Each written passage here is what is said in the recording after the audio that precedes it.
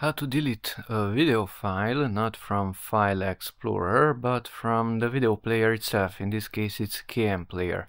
So open the video, it is opened by KMPlayer.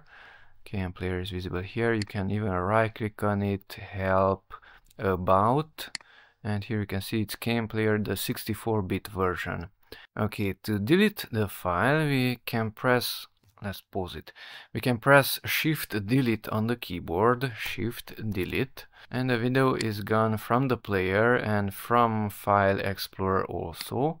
Okay, let's bring it back by right-clicking an empty area in File Explorer, undo delete because it was deleted to the recycle bin only, not entirely from the hard drive, and we can open it once again. Now to customize that keyboard shortcut, let's say I don't want to use Shift+Delete but only delete. Right click on the video itself, go here to options, keys. It's not called delete, it's called move to recycle bin, and Shift+Delete is the hotkey.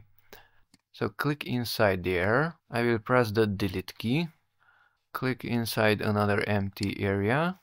Now the move to the recycle bin has the delete key as hotkey or shortcut key.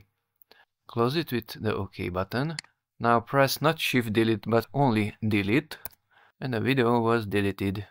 It's not on the hard drive anymore. Let's undo that deleting, start the video itself, go wherever we want and press delete again. So that's how to delete a video from KMPlayer 64-bit version and customize the keyboard shortcut.